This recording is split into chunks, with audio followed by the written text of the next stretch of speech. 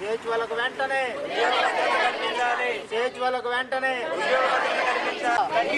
చేచువల కడుపు కోత చేచువలను వెంటనే కేంద్ర ప్రభుత్వ ఆదేశాల అనుసారంగా చేచువల ఐక్యత కేంద్ర ప్రభుత్వ ఆదేశాల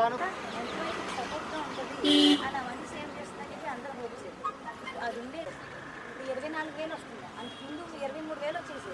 సరే అది రెగ్యులర్ చేస్తామన్న మాట చేస్తామని 10 సంవత్సరాలు దాటిన తర్వాతైనా రెగ్యులర్ చేస్తారేమో అన్న అక్కడ హోప్. ఇక్కడికి వస్తే జీవోఐ ప్రకారం 6 years సీరియస్గా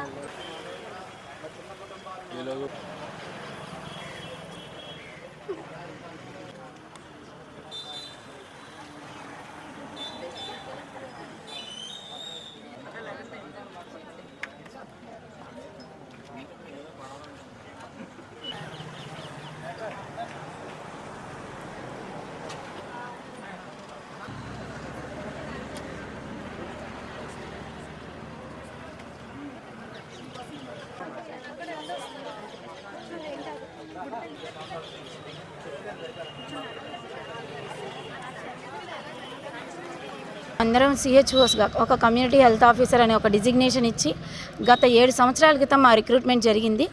ఆయుష్మాన్ ఆరోగ్య మందిర్ కింద మేము పనిచేస్తూ వచ్చాము. మాకు ఇచ్చిన మొట్టమొదటి గైడ్లైన్స్లో జాబ్లో జాయిన్ అయినప్పుడు ఏవైతే గైడ్లైన్స్ ఇచ్చారో మీకు 6 సంవత్సరాలు దాటిన తర్వాత ఖచ్చితంగా రెగ్యులరైజ్ చేస్తాము అనే గైడ్లైన్ ఇచ్చారు సార్. ఇప్పుడు దాని గురించి మేము అందరం 6 సంవత్సరాలు కంప్లీట్ అయిన వాళ్ళు మేము ఉన్నాము. మమ్మల్ని అందరినీ రెగ్యులరైజ్ చేయాలని కోరుకుంటున్నాము. కానీ గవర్నమెంట్ నుంచి మాకు ఎటువంటి సహకారం లేదు. చాలాసార్లు రిప్రజెంటేషన్స్ ఇవ్వడం జరిగింది. చాలాసార్లు మేము గౌరవనీయులైన పెద్దవారిని, ఎంపీలని, సార్ వాళ్ళని అందరినీ కలవడం జరిగింది. కానీ ఎటువంటి ఆధారం దొరకకే ఎంతో పెయిన్ ఉంటే మాత్రమే ఇక్కడికి వచ్చాం సార్. అందరూ ఎందుకు ఈ సమ్మె చేస్తున్నారు అని అడుగుతున్నారు. ప్రతి వారు కూడా ఎంతో కష్టపడి ఎవ్రీడే వాళ్ళు ఇచ్చిన వర్కింగ్ హౌస్లో ఉంటూ ప్రతి పని ఇచ్చినట్టుగా పూర్తి చేస్తున్నాము. దయచేసి ఒక హ్యుమానిటీ గ్రౌండ్స్లో మీరు ఆలోచించవలసిందిగా కోరుకుంటున్నాము. మా శాలరీ అనేది ఏదైతే మీరు ఇస్తామన్నారో, మీరు ఏదైతే పేపర్లో చెప్తున్నారో చూపిస్తున్నారో 40,000 అది నెల నెల ఇవ్వండి సార్. నెల నెల ఇవ్వమని కోరుకుంటున్నాం. 8 నెలల క్రితం 8 నెలల నుంచి మాకు జీతం పూర్తిగా రాలేదు. ఇవ్వట్లేదు అనట్లేదు, సగం సగం ఇస్తున్నారు.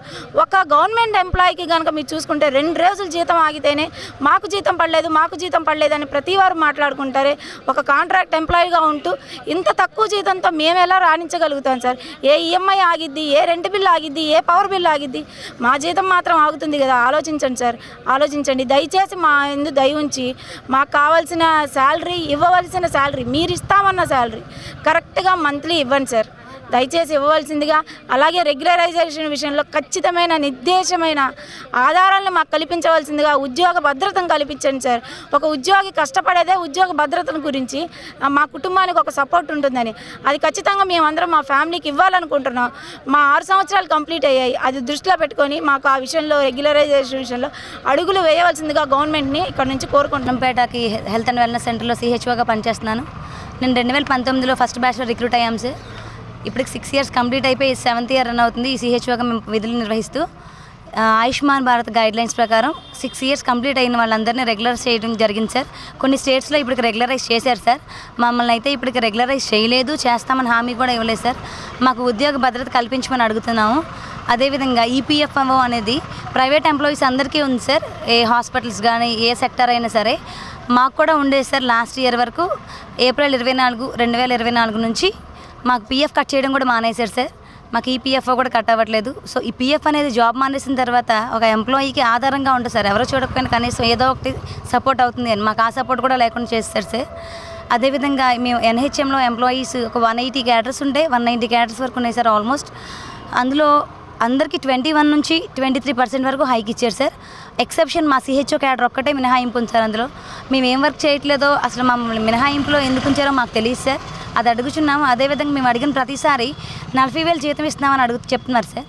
40,000 ఇస్తున్నట్టు వాళ్ళు పేపర్లో ఇచ్చినట్టు మాకు 40,000 ఇస్తే మేము చాలా హ్యాపీ సార్ విత్ శాలరీ. మాకు 40,000 ఇస్తున్నామనేది అంటే పని ఆధారితంగా ఇస్తామంటున్నారు. ఆ పని ఆధారితంగా కూడా మేము చేయడానికి రెడీగానే ఉన్నాం సార్. ఆ పని ఆధారితంగా చేసే దాంట్లో కూడా 7,500 తీసుకున్న వాళ్ళు ఉన్నారు, 11,000 ఇస్తున్నారు, కొంతమందికి 15,000 కూడా వస్తుంది సార్. ఎందుకు అలా ఇస్తున్నారు అంటే మేము ఇచ్చిన టార్గెట్స్ మీరు రీచ్ అవ్వలేదంటున్నారు. మేము రీచ్ అవ్వకపోవడానికి మేము ఇచ్చిన వర్కింగ్ అవర్స్లో మేము అక్కడే ఉన్నాం సార్. ప్రతి పని ఫీల్డ్ లెవెల్కి వెళ్ళి చేస్తున్నాం, ఇంటింటికి వెళ్ళి సర్వీసెస్ చేస్తున్నాం, స్కూల్స్, అంగన్వాడీస్ అన్నీ మేము కవర్ చేస్తున్నాం సార్. మేము ఏ వర్క్ చేయట్లేదో, మేము ఎక్కడ వైఫల్యం అవుతున్నామో మాకు తెలియదు. కానీ మమ్మల్ని మాత్రమే అంతమందికి హైక్ పెంచి మా ఒక్కరికే ఎందుకు పెంచలేదు? అందరు ఎంప్లాయీస్కి ఈపీఎఫ్ ఉన్నప్పుడు మేము ఒక్కళ్ళమే ఈపీఎఫ్ ఎందుకు కట్ చేయకుండా వదిలేసారు తెలిసే. అదేవిధంగా స్పష్టమైన జాబ్ చాట్ ఇమ్మని అడుగుతున్నాము.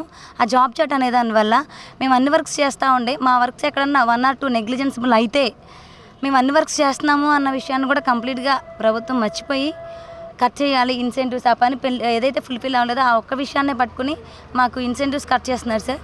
ఆ ఇచ్చేవి కూడా 8 నెలల నుంచి పెండింగ్లోనే ఉన్నాయి సార్ ఇన్సెంటివ్స్ అనేవి. మాకు వచ్చేది ఇంతకుముందు 23,000 వచ్చేది సార్ శాలరీ. ఆ 2,000లో 200 ఏమో సర్వీస్ ట్యాక్స్ కట్ అయ్యి 1,800 పీఎఫ్ కట్ అయ్యేది.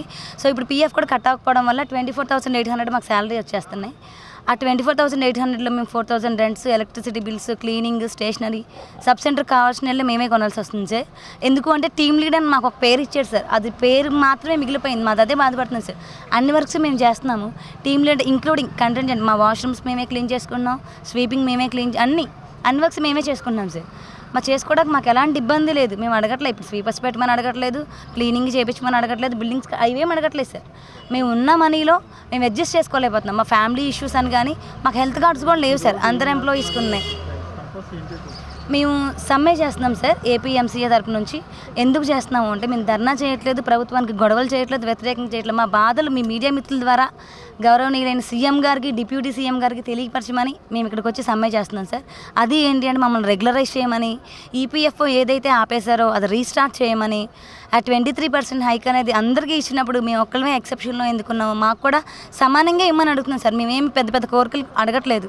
ఏదైతే న్యాయపరంగా మాకు దక్కాల్సినవి ఉన్నాయో, మేము ఏవైతే లాస్ అవుతున్నామో అవి మాత్రమే అడుగుతున్నాం సార్. స్పష్టమైన జాబ్ చాట్ ఇవ్వాలని మీ మీడియా మిత్రులందరి ద్వారా సీఎం గారు ఇవన్నీ పరిశీలించి మాకు న్యాయం చేయాలని రిక్వెస్ట్ చేస్తున్నాం సార్.